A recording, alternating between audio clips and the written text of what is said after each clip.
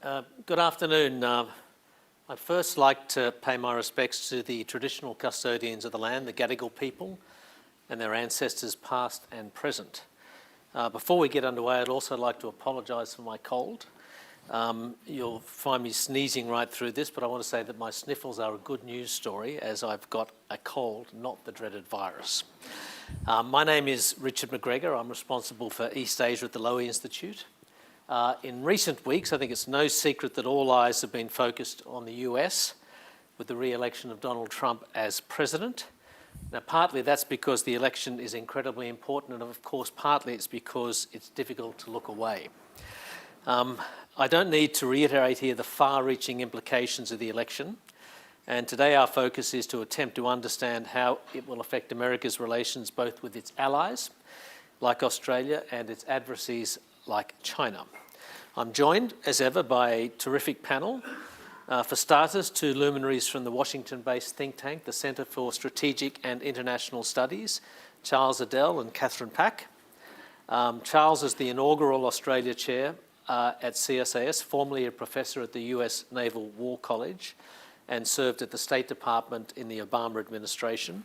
Kathryn is a senior fellow at the Australia Chair, served 23 years with the US Marines, and as the Director for Southeast Asia and the Pacific at the National Security Council from 2021 to 2023.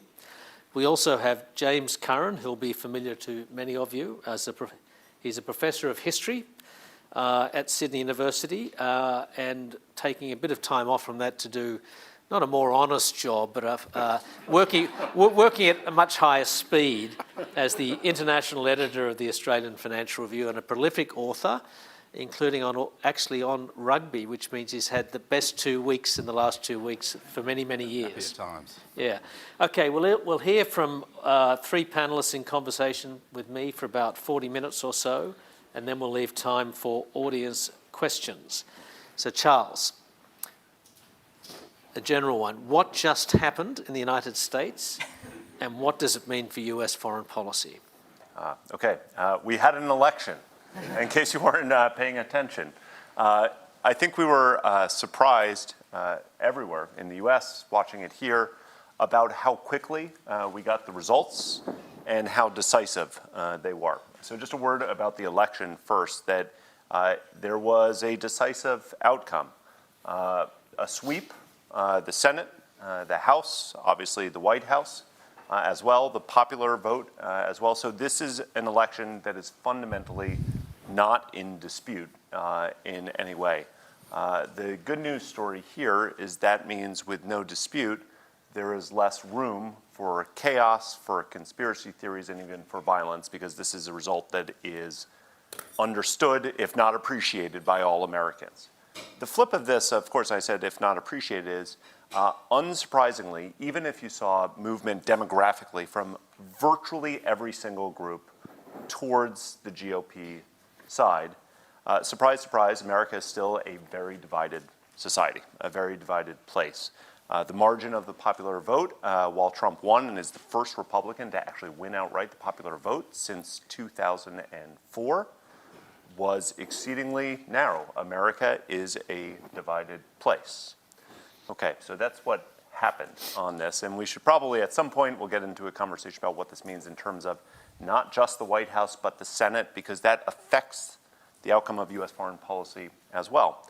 But I think the outcome here is that the first time around, and we all lived through it, we all watched it, you would hear those around the Trump White House, those in the Trump White House, and those who wanted to tell us not to worry quite as much about what we were seeing, to listen not to what he is saying, but look at what he is doing. That is, the stray voltage occurred at a rapid clip, particularly around 2 or 3 a.m. when he got his thumbs on the Twitter.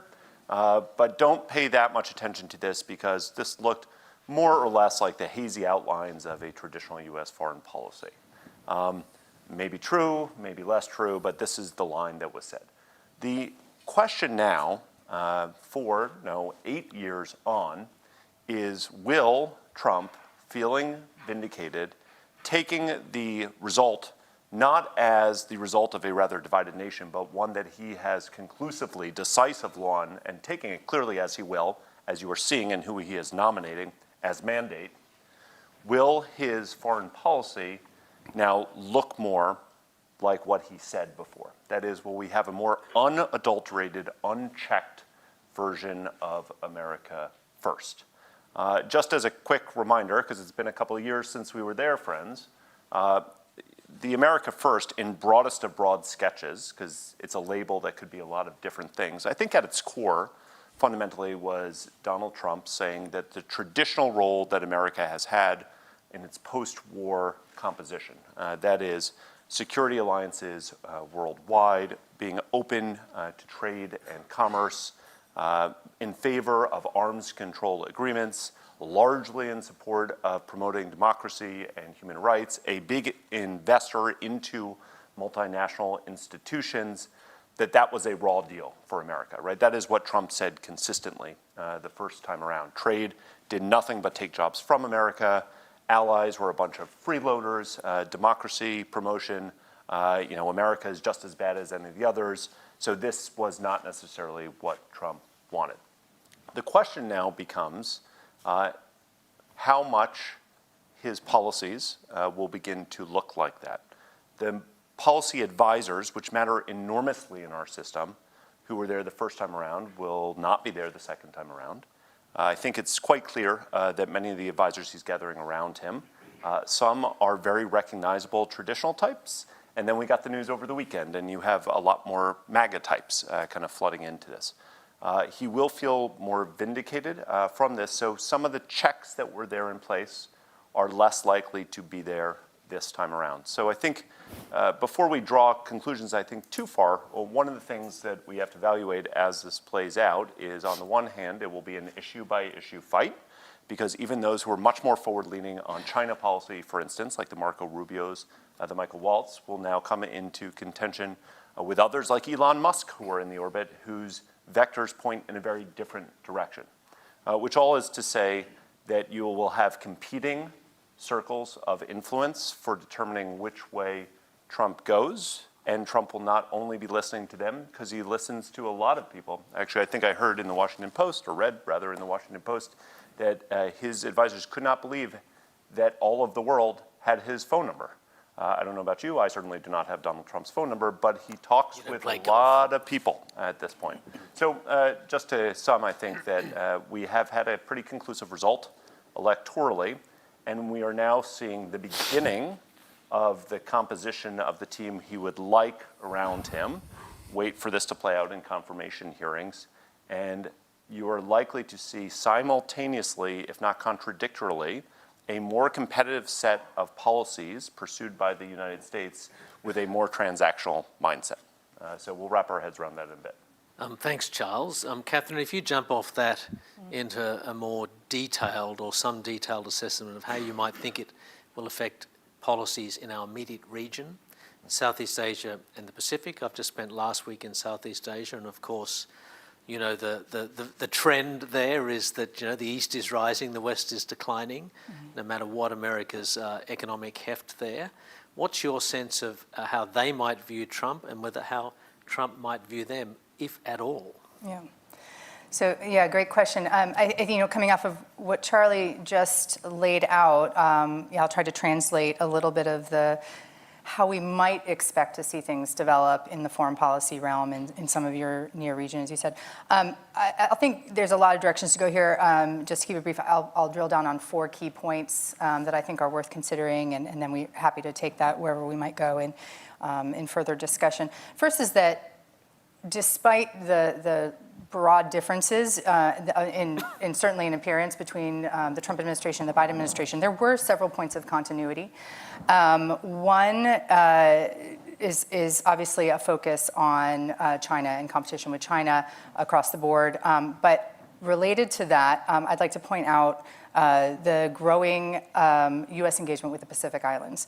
That is an area of keen focus for many in Australia, but is quite new in the U.S. system, frankly, within policymaker circles, except for a very small group of dedicated Pacific watchers over the years. This has been a region that is largely overlooked. And yet, we saw that at the end of the Trump administration, a real recognition that this was an area that could not continue to be overlooked, was extremely strategically significant to U.S. national security interests. It was the Trump administration that started the Compact of Free Association renegotiations with RMI, FSM, and Palau.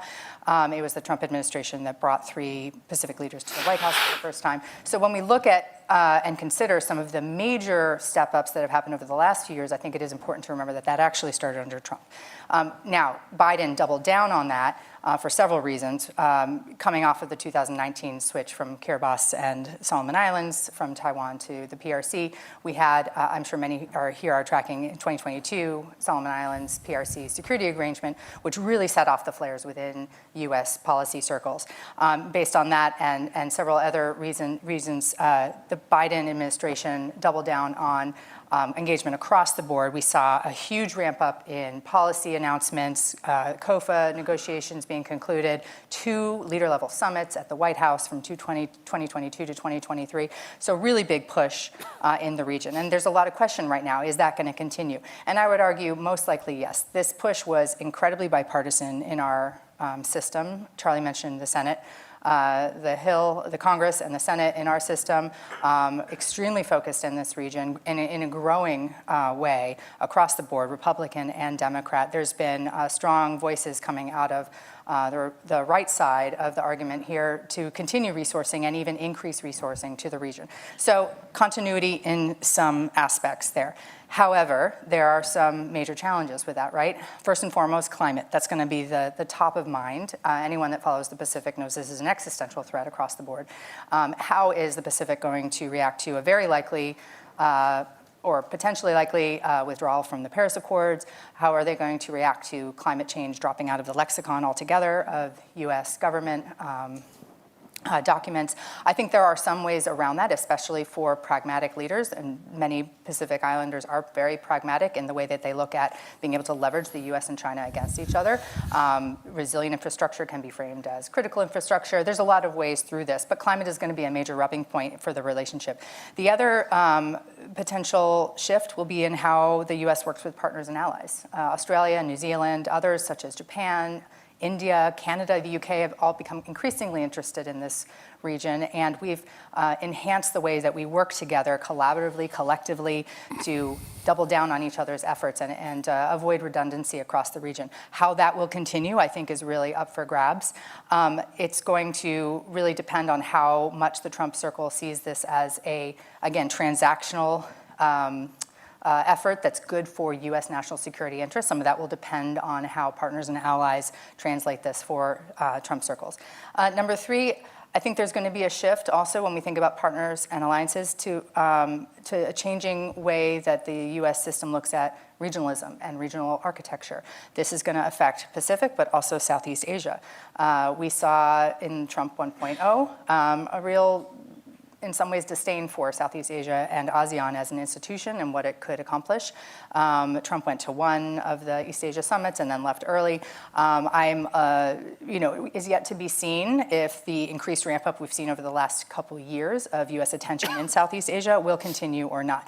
Now, maybe on a broader multilateral level, some of that interest will wane. I do think we might see some interesting activity still in the bilateral level. U.S.-Philippines relationship has come really far over the last few years, and much of that has been because of the Philippines stepping up and wanting to do more with the U.S. on a defense basis.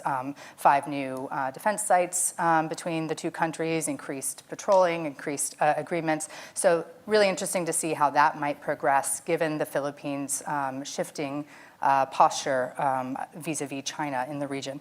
But that said, brings me to my last point, which is We are likely, I think, to see China also look to take advantage of some of this uncertainty, especially in a region like Southeast Asia. We've seen a lot of probing already from China over the last few years around the Philippines waters with the intention and hope of showing that the U.S. is not a reliable partner, may not come to the assistance of partners and allies as has been promised. I think we are likely to see a continuation, if not a ramping up of those efforts, especially as we have less certainty of where the U.S. sits on the international stage. So I'll leave it there.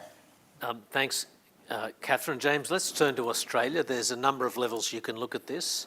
One is the Trump effect. If the consistent Lowy polling over a number of years shows that Australians have a much greater trust in the US than they do in Trump personally, and that, of course, could be exacerbated over the next 4 years. Most Australians preferred a Harris win, according to Lowy polling. That's on one level, and a more molecular level is the issue of AUKUS and how Trump sees that. So give us your take. I will.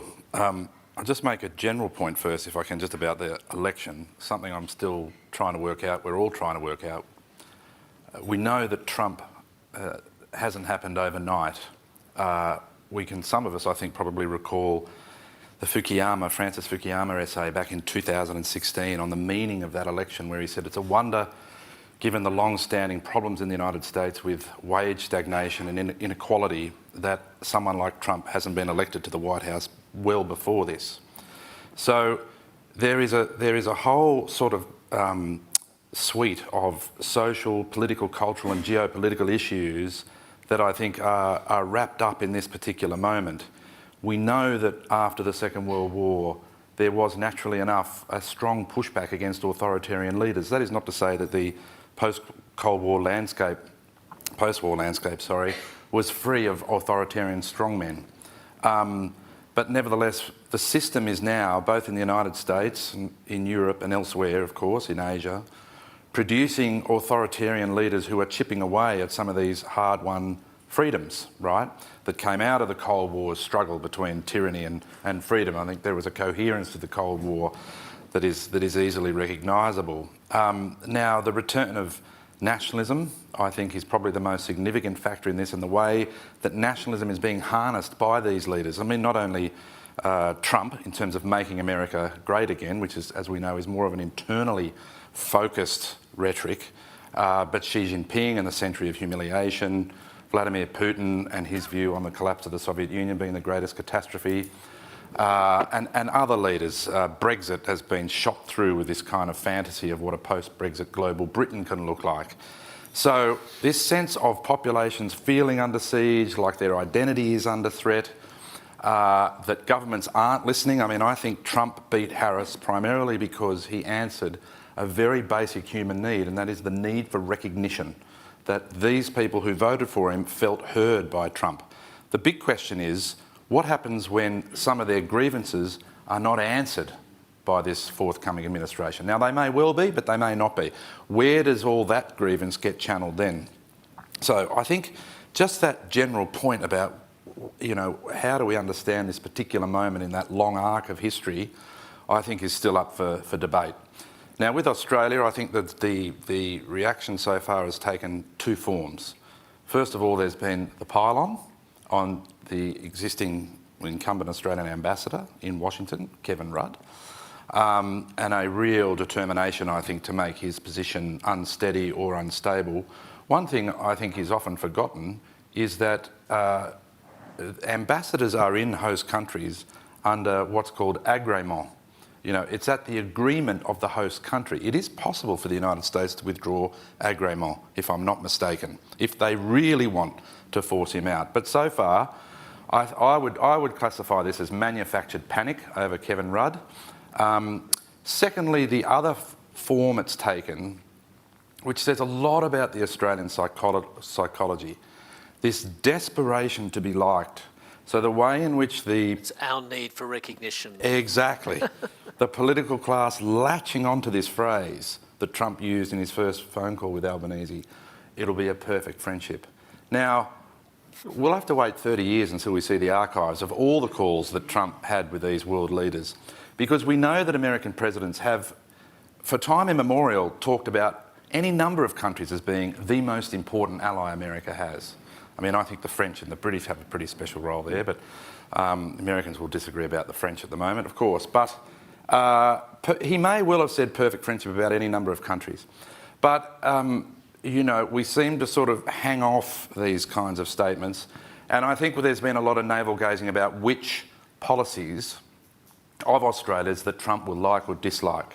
Now, there may well be a little bit more sand in the gears in the early days of this relationship. Even if you just look simply at matters of trade, Palestine, climate change, the ongoing controversy about Rudd.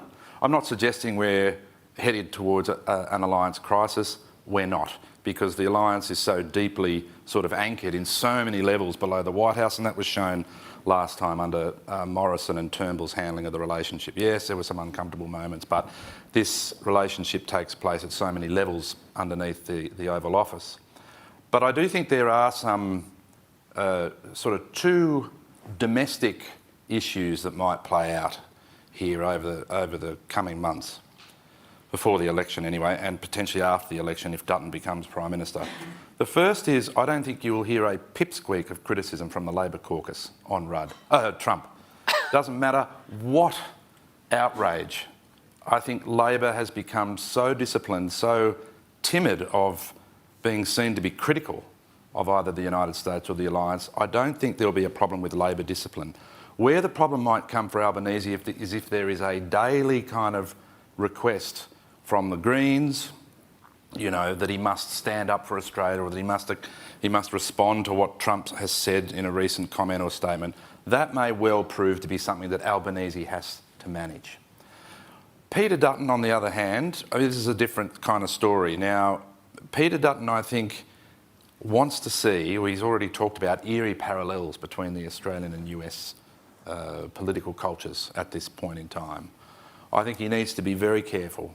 I mean, those numbers in the Sydney Morning Herald poll from a couple of weeks ago about how many Australians don't want to take sides if there's a conflict between the US and China, how many Australians are a bit suspicious of basing nuclear submarines on the west coast of Australia, or who aren't entirely on board with AUKUS.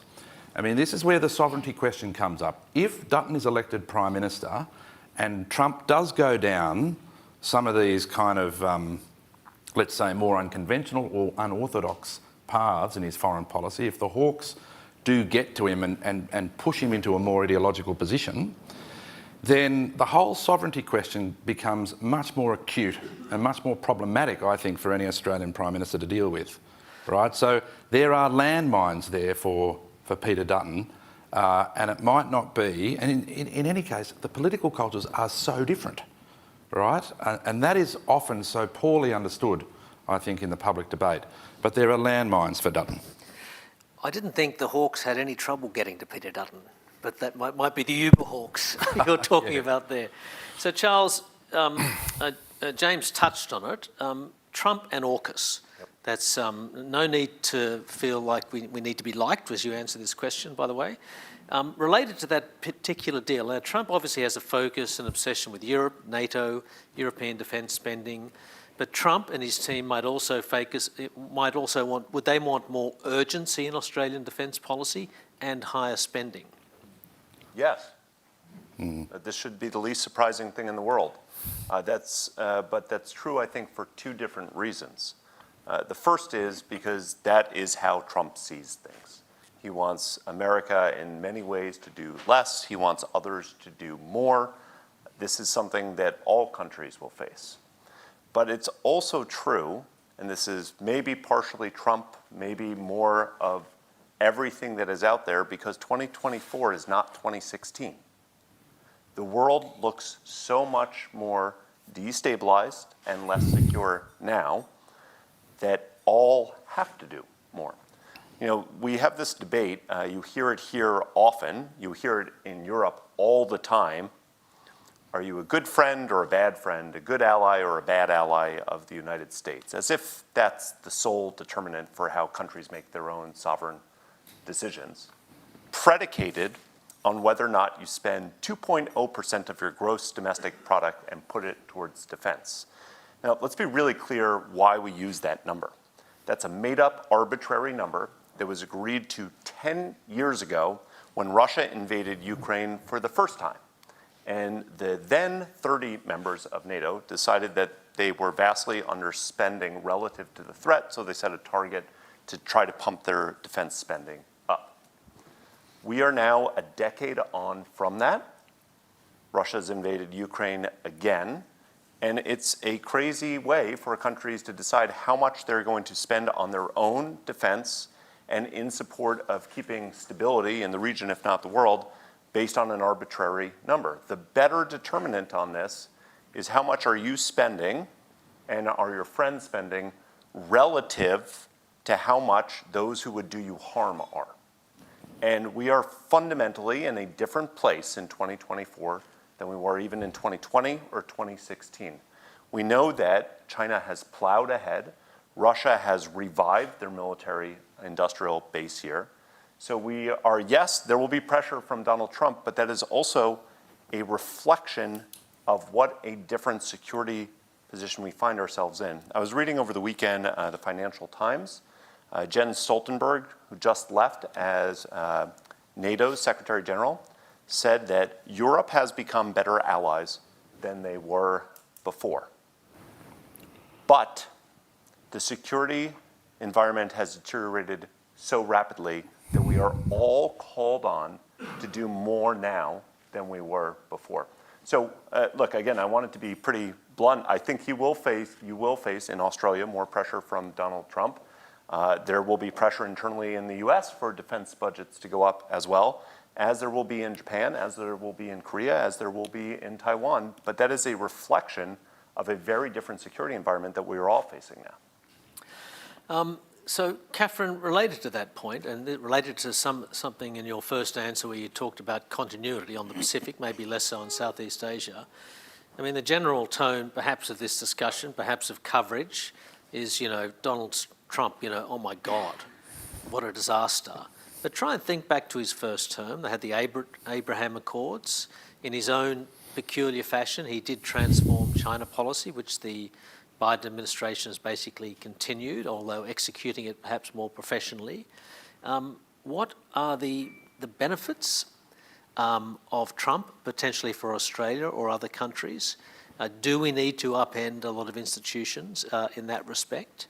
And I guess related to that, how do allies coordinate with Washington in that effort with somebody so unpredictable?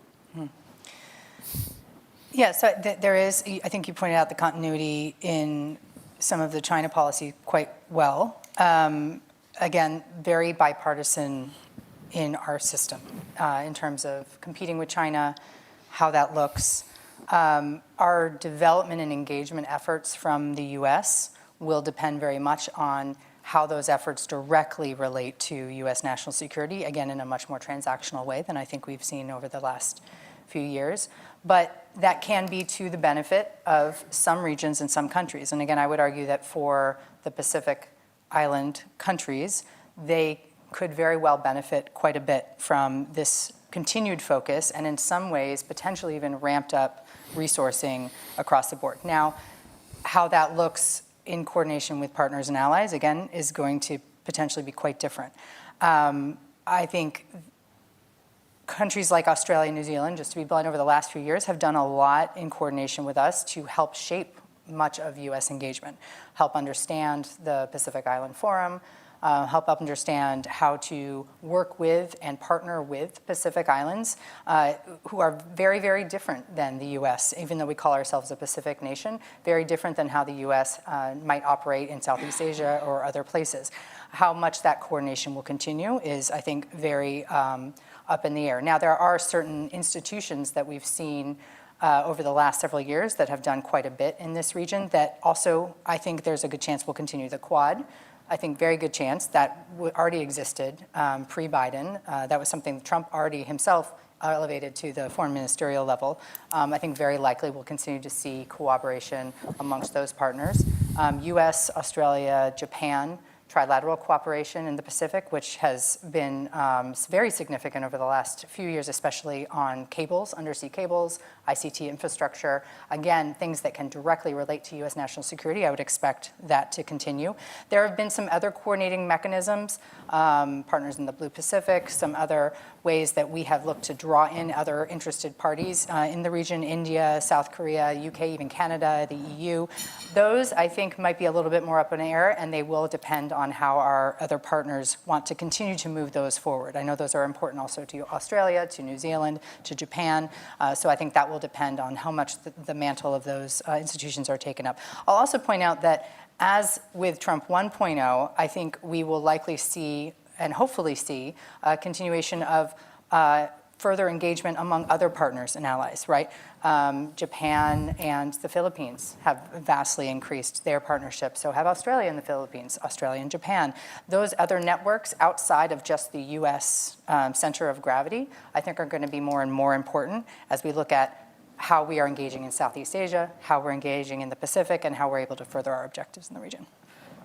James, I'm going to bring you back to AUKUS, which you didn't mention in your first answer. I remember a very senior Australian diplomat saying about 6 months ago that AUKUS was an easy sell for Trump. You know, we say, you've got the best nuclear subs in the world. We are not only are we buying them, we are investing in your industrial base.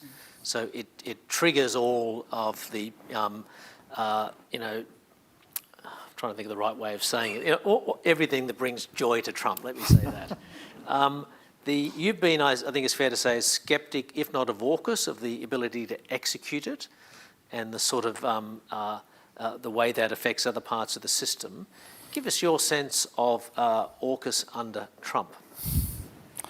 Yeah, well, you're absolutely right. I mean, if he continues this transactional approach and looking at what allies contribute, it should be a no-brainer because we're pumping billions of dollars into the US and UK nuclear submarine production lines. Now, I also agree, though, that there is, of course, unpredictability here. And I think it was Sam Roggeveen I heard say a couple of weeks ago, we just don't know how Trump will react at that moment when the advisor sort of lays out AUKUS Pillar 1 to him, which is Pillar 1 is the part of the project about the acquisition of nuclear-powered submarines, and says, Mr. President, you must realise that we do not have the kind of battle numbers in our own submarine fleet that we want. But in 2032, your successor may well be in a position to say to Australia, you can buy 2 or 3 Virginia-class submarines from us. Now, we just don't know what Trump's reaction will be there. I mean, I had an update recently from a number of those experts that I spoke to in the Financial Review series that I did earlier in the year. The picture still doesn't look all that rosy to me on Pillar 1. That even is on in terms of the US production capacity. Production capacity, and forget about the POMs, because, I mean, they are so far behind on the Dreadnought class before we even get to the so-called mature design of the SSN AUKUS. You know, the project, as far as I can see, is not only hampered by this reliance on serious backlog and workforce challenges in the United States and Britain. It's also hampered by the fact that here we don't have an Essington-Lewis type figure to bring it all together, to really marshal this all-in national effort. I think Richard Marles is an island in cabinet on this. I don't think he's got great support from Wong or Albanese or others. There is, as I said before, there is great discipline on AUKUS. They say all the right things, but I've also heard a senior cabinet minister say it doesn't matter. We just say the right thing because the accountability will be for someone else to deal with later on. Forgetting again about what the archives will tell us in 20 or 30 years. But so I still think AUKUS Pillar 1 is in trouble. I really do. What's not in trouble is the basing and the increasing American military presence across the north of Australia, with the amount of airfields that the Australian and US governments are upgrading, with the logistic hubs that might come in the middle of the country, and of course with the idea that the southern sort of third of Australia is being given over to industrial production. What is absolutely clear that will succeed with AUKUS is the submarine base in Western Australia. That will happen. And I think that's probably what's most important for the United States and Britain. Like whether Britain can send too many subs down here when they've got worries about Russia and when they can barely, like us, keep a couple of subs in the water, who knows? I mean, I did hear some doubts in London that Keir Starmer would be, that he wouldn't be tickled pink about having to send submarines down here, but that's still a couple of years away. But this is, I suppose this is where I probably differ from Charles to some extent. Yes, there will be the demand to do more.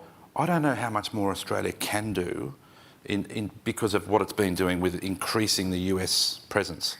And when you have a congressman come out and say, look, Australia is now the launching pad for the United States' broader Pacific effort, along with other parts of the US network in the Pacific.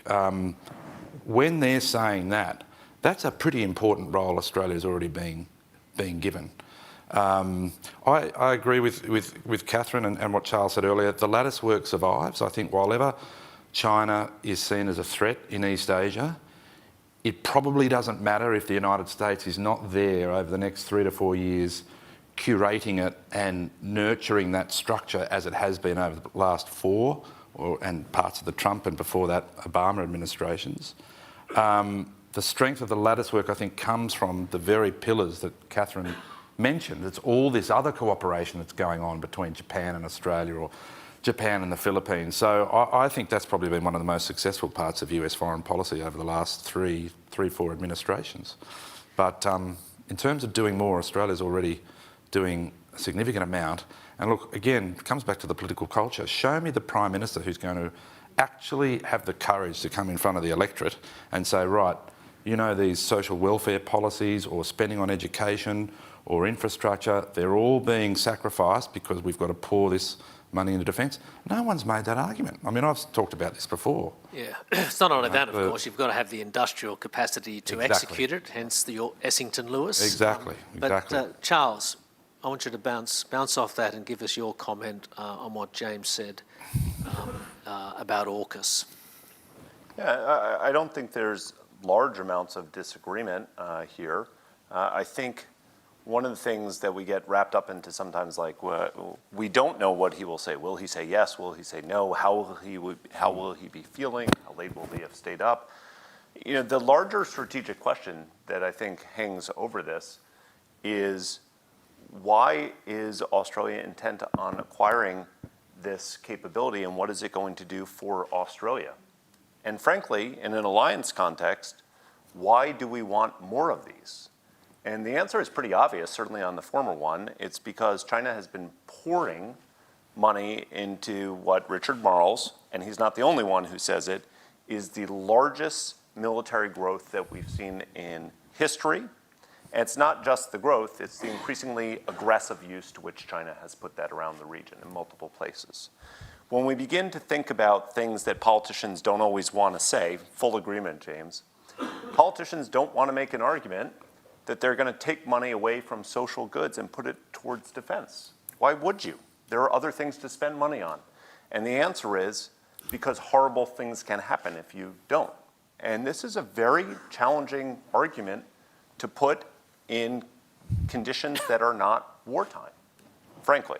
Yeah. But when we listen to the assessments of Australian seniors, of American seniors, of Japanese seniors, of New Zealand senior officials, we see a vast degradation. I made this point already in the security environment.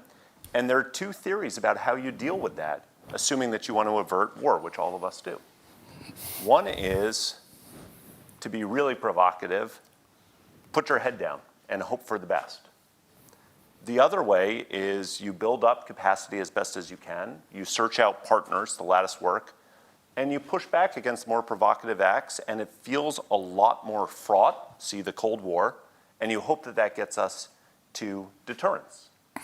And when we look at what you can put in the deterrence bucket that might deter others, in this case Xi Jinping, from rolling the dice, be it on Taiwan or elsewhere, we know that of all the capabilities that are out there, undersea assets are not only the stealthiest, but the most likely to inject caution into the calculations of those who make decisions in Beijing.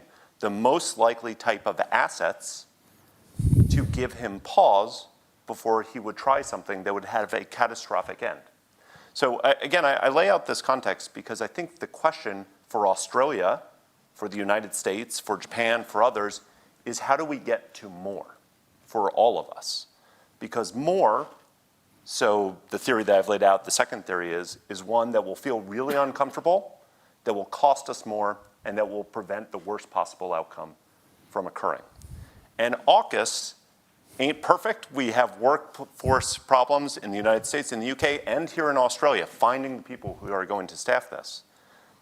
But I have yet to see an argument from anyone who really understands this, understands the military capability, understands what it offers, that says anything other than AUKUS will get us to more for more of us. So yes, you point to the Australian investments into the US and the UK system, but let's also point to the fact that AUKUS is the vehicle upon which the United States has increased its own investment into the submarine industrial base by multiple $billion.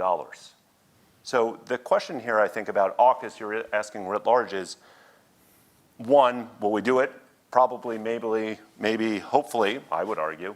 But the larger question is whether or not we are willing to undertake such investments in peacetime. A final point on this, I would say, because I made the point earlier, it's different from 2016. It's different from 2020. Frankly, it's different from 2 months ago.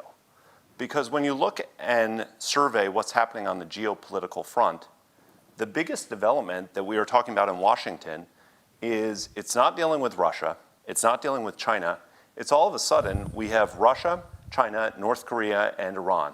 They're not an alliance. They're clearly increasingly aligned. The fact that you have 10,000 North Korean soldiers fighting in Ukraine is something new. The fact that the Iranians are setting up missile and drone factories in Russia is new. The fact that the Chinese are supplying the tooling to create weapons in Russia is new. And so the question becomes, is this full-blown alliance? No, but it's creating new conditions that we all have to think about how to respond to. Yes, we had some Chinese officials in here this morning for a Chatham House discussion. They said that they weren't aware firsthand of any DPRK troops in Russia. I'm sure they weren't. So they're still struggling to confirm that one. They should get Twitter and look at the photos. Kathryn, I don't know whether you want to comment on that, and I was going to ask you something different. Then I thought of another question. Since you spent 23 years in the Marines, and that would include time in the region, correct? When you, as somebody who served in the military, look at the Chinese military build-up, is it, for somebody who served in the world's most powerful military, starting to get quite intimidating? Are the Chinese starting to look quite intimidating as a potential opponent? Well, as a Marine, I can't say that they would be intimidating, right? I think that's against my Marine blood. But certainly alarming, right? And I mean, give me an example, a sense of it. So I think when we look at, if I'm going back to Southeast Asia, I think that's really where it's most alarming when we look at not just the buildup, but the use of assets across the board to prosecute Chinese ambitions in the South China Sea. When we look at the use of the maritime militia, when we look at the use of the Chinese Coast Guard, when we look at the use of non-lethal but still quite dangerous and quite provocative measures against the Philippine Coast Guard and Philippine fishermen.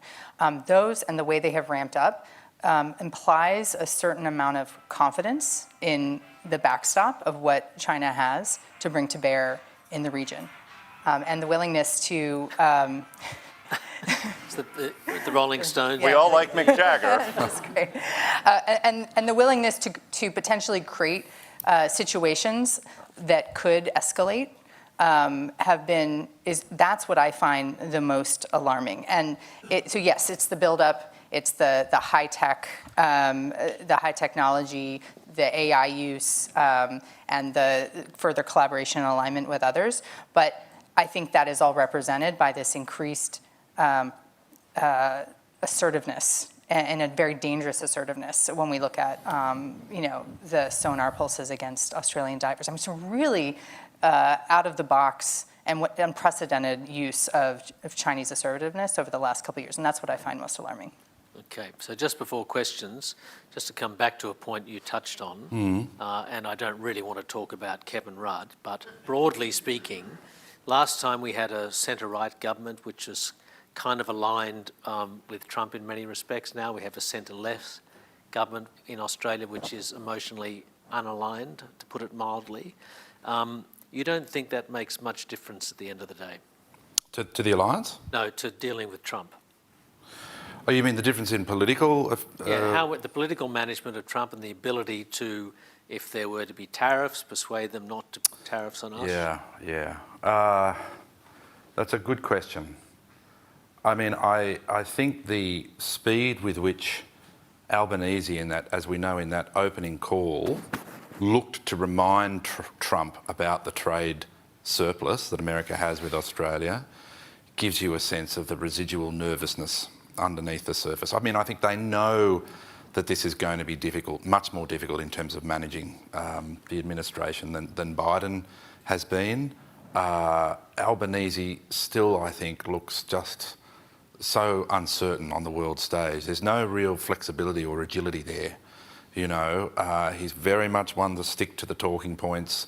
And now, of course, you know, we don't have the advantage, I guess, of an ambassador that at least has some sort of connection with the upper echelons of the administration. So it could potentially get a bit thorny. I mean, I don't think we're back in the sort of...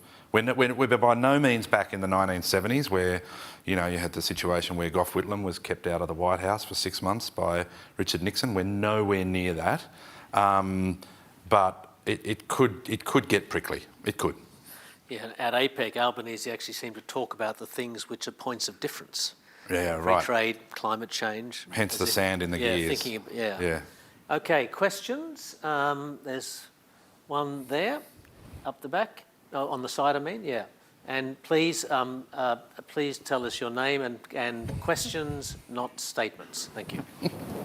Andrew Caldor. I thank the panel. It's a question more for James.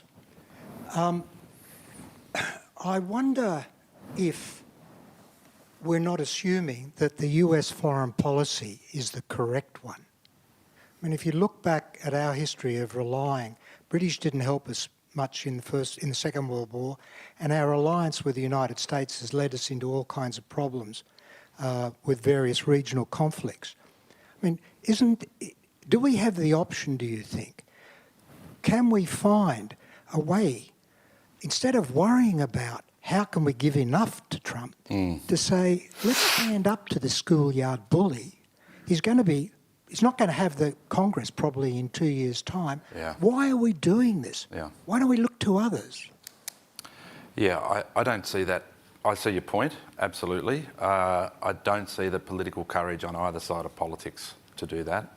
I'm afraid the most interesting dimension, I think, of the last quarter century in Australia's diplomatic history is the way in which this reliance on the United States relationship has become so deeply baked into the political culture. And, you know, that followed a period from 72 to 96 with Whitlam, Fraser, Hawke and Keating, who all had the alliance at the centre of their foreign and defence policy, but none of them did anything to give it any greater content or any greater meaning, because they were all channeling most of their diplomatic energies on finding a new place for Australia amidst the countries and cultures of Asia. Now, clearly the pivot point is Howard, who thought, whilst he couldn't turn his back on Asia, nevertheless said, we have allowed the relationship with the United States to wither on the vine. Now, I think that was a pretty inaccurate judgment of the Hawke, Keating, Fraser policy on the American relationship. But then when you look at the way in which the US alliance has been wrapped around the Anzac legend, it's meant in many ways that both of them have been put on a pedestal and are above criticism. I mean, you know as well as I do, I'm sure everyone here does, even today, if you argue for expressing a greater sense of independence within the alliance or sometimes without it, that's bordering on heresy in the Australian political debate. Now, that is not healthy, because you're quite right. If you were to look at the sort of loyalty that we showed in Vietnam, what did Australia gain from that? right? If you were to look at Iraq, for example, and Afghanistan, what did Australia gain in terms of its national interests from those endeavours? I think those questions are still debatable. But look, there has been a bit of an attempt, I suspect, in terms of the way in which Penny Wong has been trying to, I think, join up the language of ASEAN centrality and Australia listening to Southeast Asia and trying to sort of make the Quad and AUKUS sort of work with that, right? That the Quad and AUKUS are seen to be creating the very strategic equilibrium on which ASEAN's sense of security rests. Now, I have called that a kind of a forked tongue foreign policy because I don't think they can all be brought together. I mean, I think the Quad, when I was in Tokyo a couple of weeks ago, the Japanese there were saying, look, the Quad as a strategic sort of construct is buggered. You know, we can't rely on India. I mean, I saw someone arguing the other day, we've got to get Modi to be the champion of the Quad again. I mean, hello? After India's stance on the Ukraine war, you know, this sort of stuff beggars belief. But, you know, they recognise it's a good forum to cooperate, to swap strategic notes and to do some good things in terms of regional cooperation. But they don't front load it with this kind of heavy strategic kind of baggage. So I think there's been a bit of an attempt. I mean, Penny Wong says that the nature of US indispensability has changed. It's there, but it's still changed. But I think, to finish, in broad terms, what we're seeing is something very similar to what happened when the British Empire started to fade. You know, it was treated as unimaginable, inconceivable, unthinkable that Britain would leave Southeast Asia and go into Europe. But it took a long time for the political elites to undergo a sort of an intellectual transformation. Now, the Defence Strategic Review has actually said that the era of US primacy is over. What replaces it, of course, is what is the concern, right? And that is what is animating so much of the angst in the strategic debate. But the intellectual transformation about what the end of American empire or primacy might look like is, I think, something that is still sort of, it's still a work in progress, especially in Canberra. Yes, we might ask who are the others, but Yeah. Charles, you know, you've lived in Australia. You put yourselves in our shoes. The question is, what's in it for us?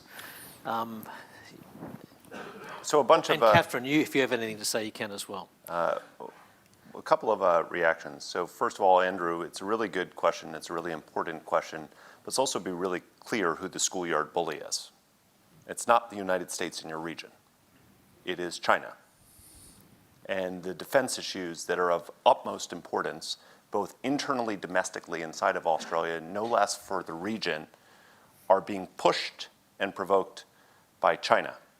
So the security policies, therefore, and the strategic alignment, which we see bipartisan on left and right, aligns to that fact.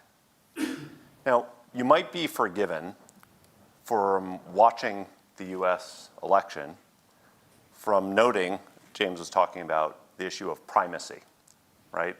That the era of primacy is over. Yeah. I say you might be forgiven because if you watched the Democratic National Convention or the Republican National Convention, how many American flags can you count at once? How much chest beating do you see? But in the strategic documents of the United States of America, primacy is no longer the goal. If you look at what James was describing from Penny Wong about an era of strategic equilibrium, we phrase it differently in the United States, but the objective now, given the change in security conditions, given how much other countries have accelerated, is to work in concert with others to preserve as much of a system that we find conducive to our interests and our values. And that has to happen alongside of other allies and partners. And so to me, what's most interesting about AUKUS, putting aside the nuclear-powered submarines, which I am happy to talk about all day long, particularly with my 12-year-old, because they're pretty cool. The most interesting part of it is what it represents, I think, which is America trying to work with its most trusted allies who have an interest in preserving stability in their region and making them more capable of doing so. That's what AUKUS represents. and it's not the only thing out there. You can see this. James was talking about the Quad. That doesn't have a hard security dimension to it, but if we look at the trilateral configuration between South Korea, Japan, and the United States, we see the same thing. If we talk about not just AUKUS, but other efforts that are being undertaken together and what Australia gets, I know that was your question, like you live in a more difficult environment, you don't only need submarines, you need missiles. And these aren't polite things to talk about, but China has plowed money into their missile systems. One of the reasons your security establishment is so concerned about what might happen in the South Pacific and the Southwest Pacific when we look at Solomon Islands, when we look at elsewhere, is what happens if you have a Chinese base there? What happens if you have a Chinese base not only navally, but if they can put missiles on it that range the region? What does that do to the politics of the region? Again, there's not a magic wand strategically that we can find that says you wish away Chinese power. That's not how it works.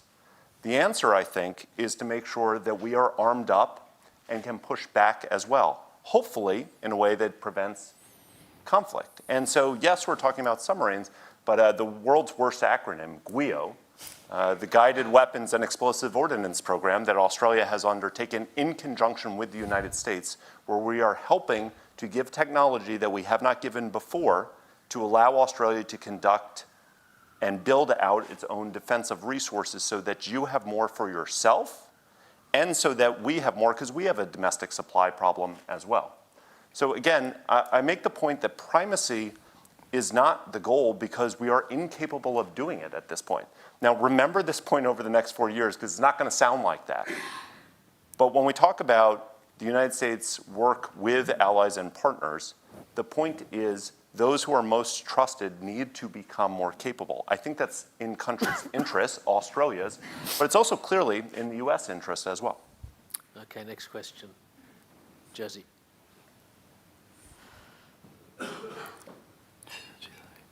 Hi, just a brief one. My name's Jersey Lee.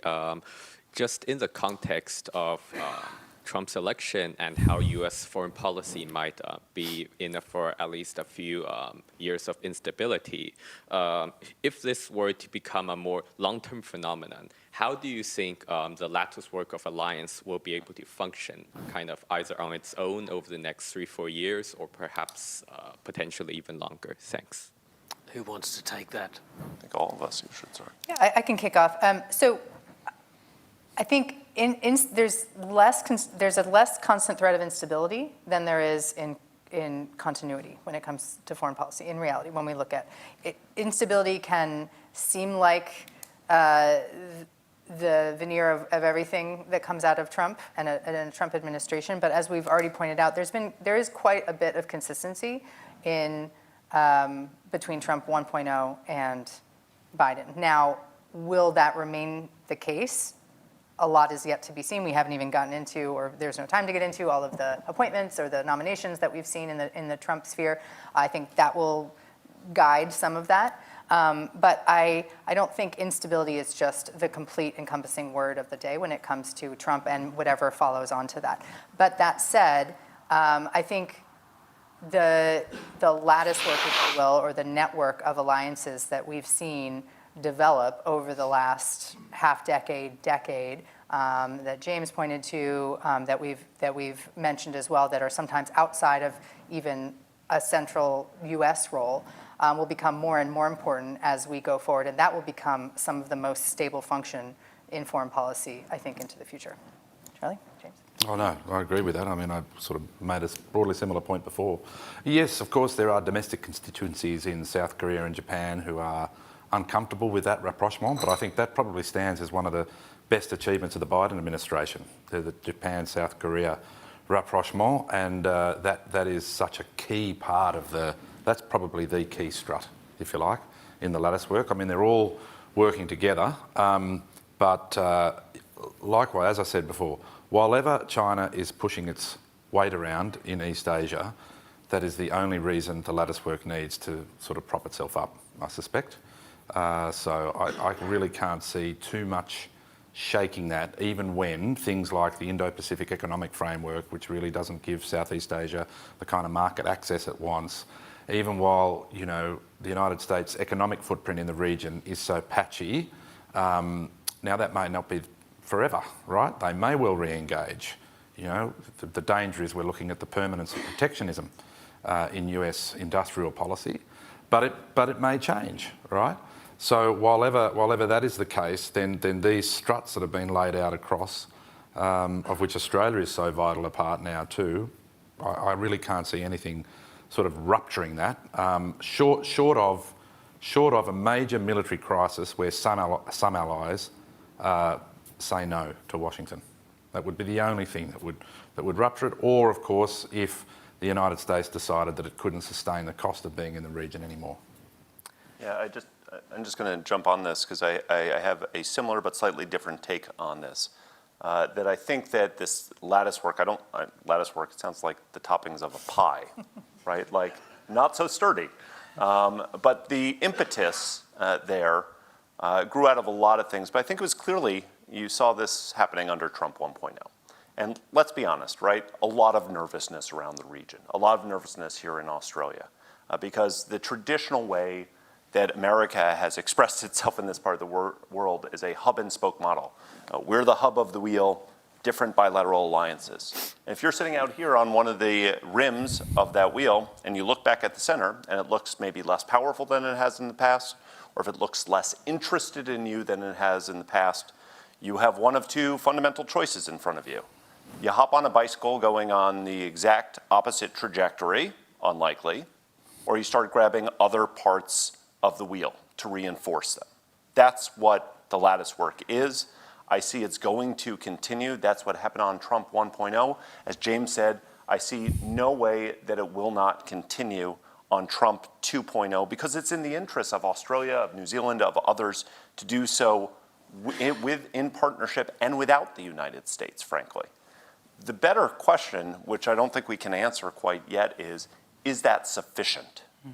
Dealing with the weight of the problem, dealing with the scale of the challenge, and frankly, given the fact that there's some new things that we're talking about, like this alignment between Pyongyang, Tehran, Moscow, and Beijing. So the question is not whether this is the right approach. It is, and I can't really discern an alternative one, is it at scale and moving quickly enough? On that note, we have gone just over time and we have to wind up. I'd like to thank the panel for being so eloquent and frank, and thank you all for coming. Thank you.